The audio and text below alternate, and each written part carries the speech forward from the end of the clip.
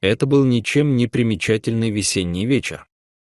Солнечный свет ласково падал на окна скромной квартиры на городской окраине. Воздух был наполнен запахом только что приготовленного кофе и звуками тихой музыки из радио. Елена, женщина 40 лет с добрым, но уставшим взглядом, сидела на кухне и смотрела, как ее кошка Соня лениво потягивается на подоконнике. Питомица была ее единственным верным другом последние десятилетия.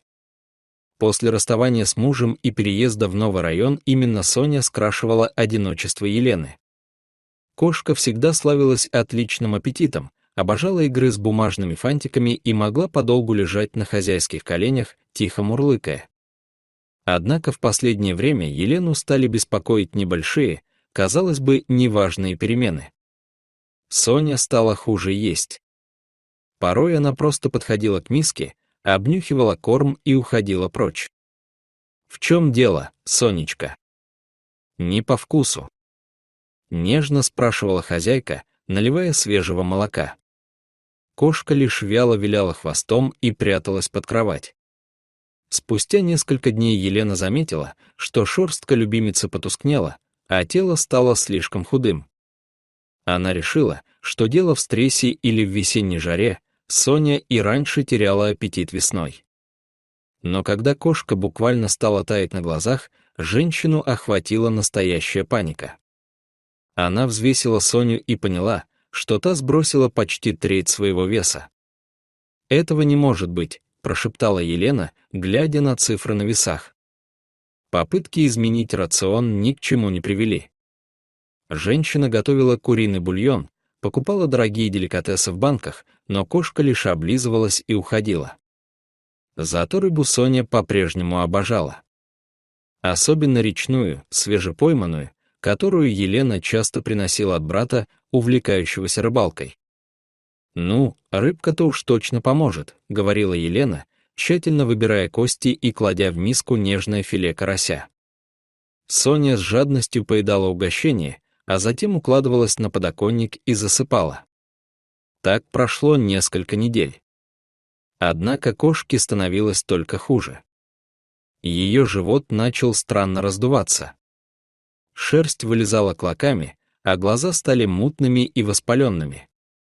Однажды ночью Елена услышала, как Соня издает жалобные звуки, будто зовет на помощь. Женщина кинулась к ней и увидела, что кошка лежит на боку, тяжело дыша. Утром Елена отвезла питомицу в ближайшую ветклинику. «Не волнуйтесь, сейчас все посмотрим», — сказал молодой ветеринар по имени Дмитрий, осматривая животное. Он нахмурился, заметив, что кошка вялая и слабо реагирует на раздражители. Врач осторожно прощупал брюшную полость. «У нее увеличена печень и что-то не так с кишечником», — пробормотал он, подключая аппарат для УЗИ. На экране медленно проявлялось изображение внутренних органов. Елена, не отрывая глаз, пыталась понять выражение лица доктора. Но тот вдруг замер, внимательно вглядываясь в монитор. «Вот это да!» — тихо произнес он. «Что вы видите?» «Что с ней?» — встревоженно спросила Елена. Врач вздохнул и повернулся к женщине. «Похоже, у вашей кошки серьезное паразитарное заражение. Я вижу несколько крупных очагов. Это гельминты, и, судя по всему, их очень много». Елена отшатнулась. «Как глисты. Но я же за ней ухаживаю. Кормлю только натуральной едой. А речная рыба?» — спокойно спросил врач. Женщина замерла. «Ну да, иногда. Она любит карася, плотву я варю», — Дмитрий тяжело вздохнул. «Вот в чем причина. Многие паразиты передаются именно через речную рыбу, особенно если она недостаточно обработана термически. Даже при варке личинки могли выжить. Они оседают в кишечнике, печени, иногда даже в легких». Елена стиснула губы. Ее накрыла волна вины и ужаса. Она не могла поверить, что своей заботой едва не погубила любимицу. Врачи решили сделать анализы, чтобы определить тип паразитов. Соня осталась в клинике под наблюдением. Елена вернулась домой одна. Впервые за долгие годы тишина в квартире казалась невыносимой. Повсюду лежали кошачьи игрушки, пустая миска, на подоконнике ее уютный домик. Прошло 2 дня. Телефонный звонок заставил женщину вздрогнуть. «Это доктор Дмитрий», — сказал голос.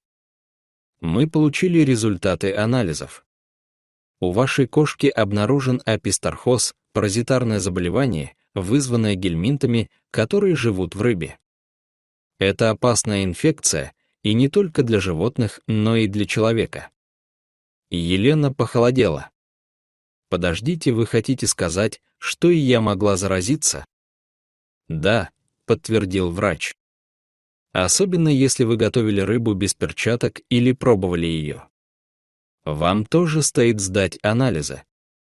Эти слова прозвучали как приговор. Елена сразу же записалась к врачу. В тот же день она прошла обследование и, к своему ужасу, получила положительный результат. У нее действительно нашли следы тех же паразитов. Она проплакала всю ночь. Ей казалось, что дом, где раньше царили уют и покой, теперь стал источником болезни. Но на следующий день она собралась силами и отправилась в клинику на лечение, и свое, и кошки. Соня тем временем проходила интенсивную терапию. Врачи давали антигельминтные препараты, ставили капельницы, следили за состоянием печени. Первые дни были тяжелыми, кошка почти не двигалась, отказывалась от еды. Но однажды утром, когда Елена пришла ее навестить, Соня тихо мяукнула и попыталась подняться. Это был первый лучик надежды. «Она борется», — сказал Дмитрий, улыбаясь. «У нее есть шанс. Главное, больше никогда не кормите кошек речной рыбой». Прошло 3 недели.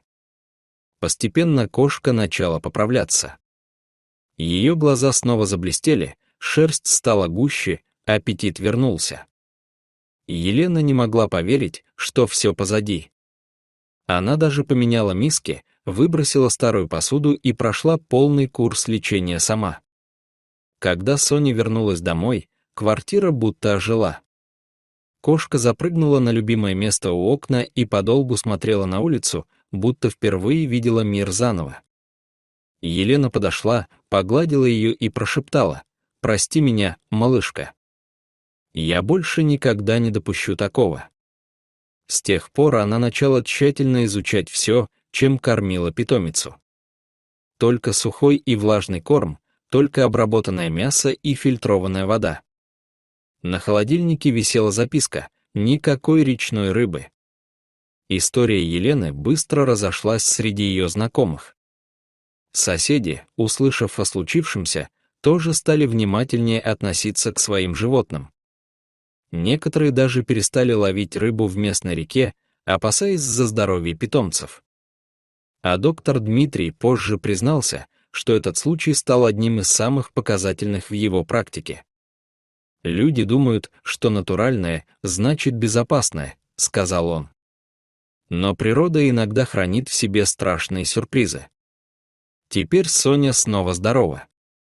Она играет, мурлычет и встречает Елену у двери, как раньше. Но хозяйка никогда не забывает тот день, когда едва не потеряла ее. И каждый раз, когда кто-то из друзей говорит: «Да дай ты кошке кусочек рыбки, что будет то?», Елена только качает головой и отвечает: «Лучше не рисковать. Я уже видела, что бывает». Дорогие зрители, а вы знали, что обычная речная рыба может быть смертельно опасной для домашних животных? Напишите, чем вы кормите своих питомцев, и не забудьте поставить лайк, если хотите, чтобы таких историй больше не происходило. Берегите своих любимцев. Дорогие зрители, подписывайтесь на канал, ставьте лайки, пишите комментарии. До новых встреч!